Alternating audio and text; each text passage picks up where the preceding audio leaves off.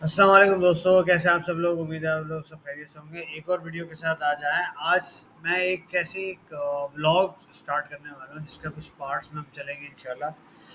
कि हमारे फाइनेंस के अंदर एक छोटा सा एक मिथ है कि भाई आप सीएफओ नहीं बन सकते, आप फाइनेंशियल कंट्रोलर नहीं बन सकते। सही है, उनकी एबिलिटीज़, उनकी एक्सपीरियंस, उनके स्किल्स के बारे में उनकी स्किल्स बहुत ज़्यादा हमारे से बहुत ज़्यादा ज़्यादा होती हैं। लेकिन हम उन चीज़ों को ओवरकम तो कर सकते हैं ना, कि हम कुछ साल के बाद अपने आप को इतना इम्प्रूव कर लें कि हम भी फाइनेंशियल कंट्रोलर या सीएफओ की लेवल पे पहुंचे। देखिए दोस्तों, सारी तो इसी बात पे आज वीडियो का जो हमने टॉपिक रखा है ना, वो लिखा है life of a CFO. Life of a CFO में हम ये डिस्कस करेंगे कि इनको क्या क्या हर्डल्स आती हैं, क्या क्या चैलेंजेस सामना करना पड़ता है, किस तरीके से अपने आप को ऑर्गेनाइज करके चलना पड़ता है, किस तरीके से सारे डिपार्टमेंट्स को लेके चलना पड़ता है, किन किन क्या क्या डिपार्टमेंट्स की क्यूरीज आती हैं, डिफरेंट डिपार्टमेंट्स की, इंटरनल ऑडिट की, प्रोक्योरमेंट की, टैक्स की, अपने खुद फाइनेंशियल रिपोर्टिंग की, एचआर की। तो उनको डिसीजन मेकिंग लेते हुए किन किन चीज़ों को फेस करना पड़ता है, उनके माइंड में क्या चल रहा होता है। इवन एचआर के अंदर भी ये बात आती है कि एचआर वाले उनसे पूछते हैं, सर आपकी क्या रिक्वायरमेंट्स हैं, किस तरीके से मैनेज करना पड़ेगा। तो सारी चीज़ें आज हम डिस्कस करेंगे, है ना। तो ये पहला व्लॉग बताने का सिर्फ मकसद है कि हम इस पे इंट्रोडक्टरी स्टेज को बताएंगे और इसमें ये कोशिश करेंगे कि अगर हमारे अंदर भी ये एबिलिटीज़ आ जाए, अगर हमें भी ये चीज़ें करने को समझ में आ जाए, तो हम भी शायद एक टाइम के बाद सीएफओ की पोजीशन पे या फाइनेंशियल कंट्रोलर की पोजीशन पे बन सकते हैं। Not only on that, we can also become a entrepreneur. मैं एंटरप्रेन्योर भी बन सकता हूँ इस बेसिस पे कि मेरे पास बेसिकली सीएफओ का काम ही यही होता है। उसके पास एक एंटरप्रेन्योरशिप की चीज़ होती है जिससे वो पूरे फाइनेंस को चला रहा होता है। उसके पास हर जगह से पैसा आ रहा होता है, उसको देखना पड़ता है कि हमें पैसा, अपने एसेट्स को, not only cash, her asset को किस तरह चलाना है। तो और उसकी डायरेक्ट रिपोर्टिंग जो होती है वो बोर्ड ऑफ डायरेक्टर्स को होती है। मैंने कुछ मीटिंग्स में अटेंड की हैं, तो मैं उनके माइंडसेट को मैंने एनालाइज किया है, तभी मैंने आपके सामने ये वीडियो बनाने की कोशिश कर रहा हूँ। ये जो एक कोशिश है, लेकिन लाजमी सी बात है, हर सीएफओ का एक अलग लेवल होता है, हर उनकी इंटरप्रिटेशन बहुत डिफरेंट होती है हमसे। बट उनके साथ काम करते करते हम उस स्किल को डेवलप कर सकते हैं। तो सबसे पहली बात ये आती है कि भाई CFO considered to be the next higher designation in a company, क्योंकि सीईओ, चेयरमैन साहब सीईओ रखते हैं। सीईओ के बाद जो पोजीशन आती है वो या तो सी डबल ओ की आती है, सीओओ की आती है, सीएफओ की आती है, अगर सीओओ नहीं है तो। अब उनके पास चैलेंजेस क्यों आते हैं? द रीजन इज दैट कि उनको हर क्वार्टर के बाद या हर मंथ के बाद या हर क्वार्टर के बाद उनको बोर्ड ऑफ डायरेक्टर्स को एक प्रेजेंटेशन देनी पड़ती है कि भाई हमारी कंपनी ने ये परफॉर्मेंस की है। अब वो परफॉर्मेंस किस बेसिस पे होनी चाहिए, आप फाइनेंशियल रिपोर्टिंग में देखेंगे, क्योंकि फाइनेंशियल रिपोर्टिंग की कंपनी की पिक्चर डेमोस्ट्रेट करती है कि कंपनी की परफॉर्मेंस कैसी है। सही है ना। अब उसमें बहुत सारी चीज़ें आ जाती हैं, जैसे मैंने कहा फाइनेंशियल रिपोर्टिंग है, ट्रेजरी है, ट्रेजरी का एक डिपार्टमेंट होता है, रिपोर्टिंग का एक डिपार्टमेंट होता है, टैक्स का एक डिपार्टमेंट होता है, कैश फ्लो मैनेजमेंट का एक डिपार्टमेंट है। भाई कि कैश फ्लो डिपार्टमेंट नहीं होता, लेकिन कैश फ्लो को मैनेजमेंट कैसे करता है, उसकी रिस्पॉन्सिबिलिटीज की अकाउंटेबिलिटीज क्या क्या होती है। और फिर बोर्ड रिपोर्टिंग होती है, कि बोर्ड में बताया जाता है कि भाई आपकी पूरी कंपनी की क्वार्टर में क्या परफॉर्मेंस रही है। एनालिटिकली वो रेशियोज निकाले जाते हैं, जिससे एनालिटिकली वर्टिकल और हॉरिजॉन्टल जो है ना इंटीग्रेशन, मतलब एनालिसिस किए जाते हैं कि भाई कंपनी की परफॉर्मेंस किया है। उसके बाद की फाइनेंशियल रेशियोज डिस्क्रिप्शंस आती हैं।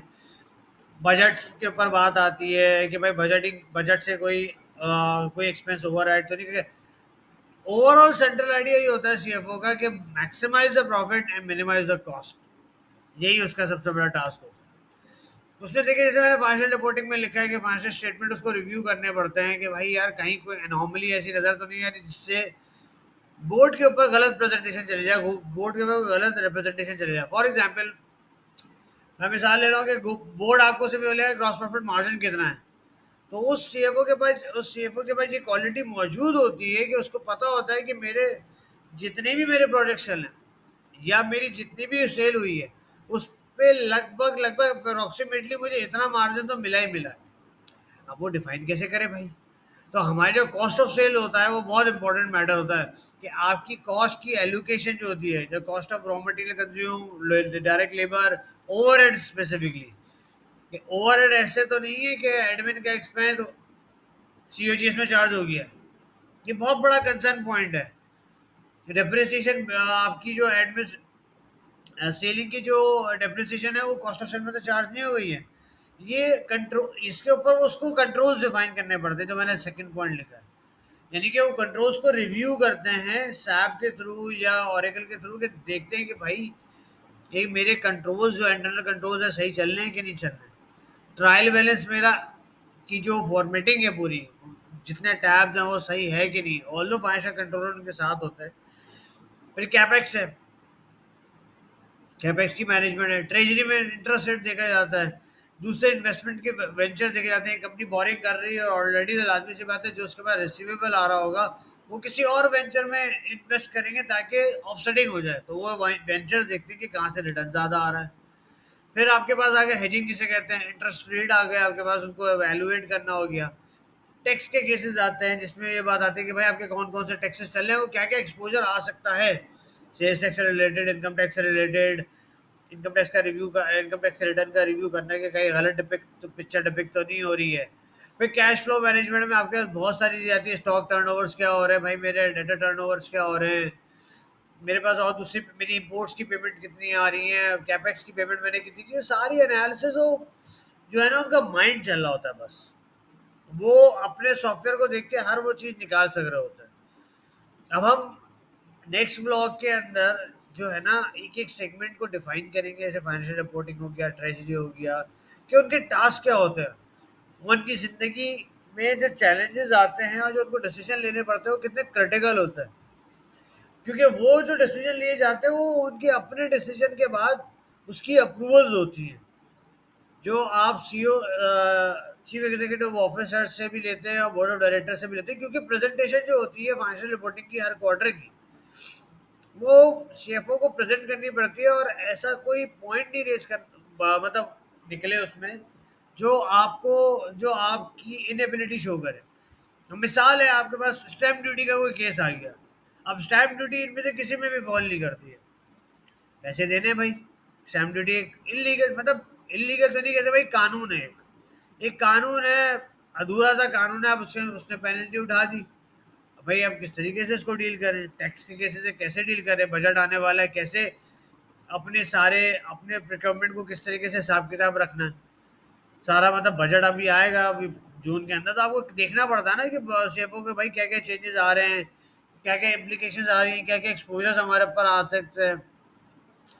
तो ये शुरू का जो व्लॉग बनाने का मकसद ये है कि देखिए दोस्तों, अगर हमारे पास बिजनेस डेवलपमेंट की बिजनेस माइंडेड हमारे पास या बिजनेस एक्यूमेन हमारे पास है, तो आप ये सारी चीज़ें करने में आपको कोई मसला नहीं होगा। मैं आपको ऑनेस्टली बता रहा हूँ, सीएफओ का दिमाग भी इसी तरह चलता है कि वो ये देखते हैं कि मेरे पास कैश एक्सपोजर तो नहीं है, मेरा एक्सपोजर तो नहीं आ रहा, कि क्या अगर मैं कोई पैसा रिलीज करता हूँ तो ये पैसा मेरा दूसरी जगह से जो रिकवरेबिलिटी होती है वो मेरी रिकवरेबिलिटी हो जाएगी। यानी कि अगर मैं कहता हूँ मैं सेल एक्सपेंस किए जा रहा हूँ किए जा रहा हूँ किए जा रहा हूँ, तो उसके दिमाग में एक चीज़ आ रही होती है कि भाई इसका रिटर्न बैक कब होगा, मुझे कितने साल में होगा। ऐसा तो नहीं है मैंने एक इन्वेस्टमेंट की, ठीक है, मैंने उसके लिए लोन ले लिया, चले अब मैं इंटरेस्ट भी पे कर रहा हूँ, प्रिंसिपल भी पे कर रहा हूँ, अब मैं ये बोलूँगा कि ये मेरा प्रोजेक्ट मुझे वापसी कब करेगा पैसे, वरना तो इनकी अपनी रेपुटेशन खराब हो जाएगी।